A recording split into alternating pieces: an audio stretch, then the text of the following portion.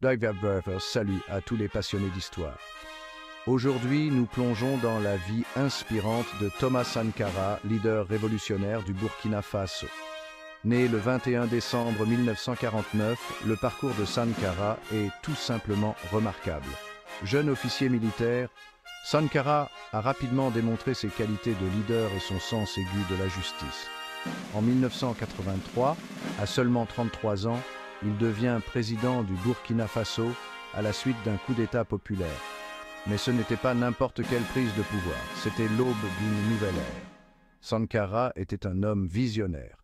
Il s'est immédiatement mis au travail, rebaptisant le pays Burkina Faso, ce qui signifie « pays des hommes intègres ». Il croyait en la dignité et le potentiel de son peuple et cherchait à briser les chaînes du néocolonialisme. L'une de ses initiatives les plus audacieuses a été de se concentrer sur l'autosuffisance. Sankara a encouragé la production et la consommation locale en déclarant « Produisons ce dont nous avons besoin et consommons ce que nous produisons ».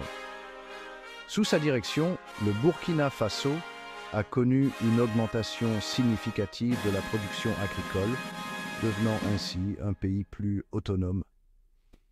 L'éducation et la santé étaient également au cœur de ses politiques. Sankara a lancé des campagnes d'alphabétisation à l'échelle nationale et des campagnes de vaccination, réduisant considérablement les taux de mortalité infantile. Imaginez, en seulement 4 ans, le taux d'alphabétisation du pays a doublé. C'est impressionnant, n'est-ce pas? N'oublions pas sa position sur les droits des femmes. Sankara était un féministe en avance sur son temps. Il a nommé des femmes à des postes gouvernementaux importants et a promu l'égalité des sexes. Il a dit un jour « La révolution et la libération des femmes vont de pair ». Cependant, ses réformes radicales et sa position anticorruption lui ont valu de nombreux ennemis.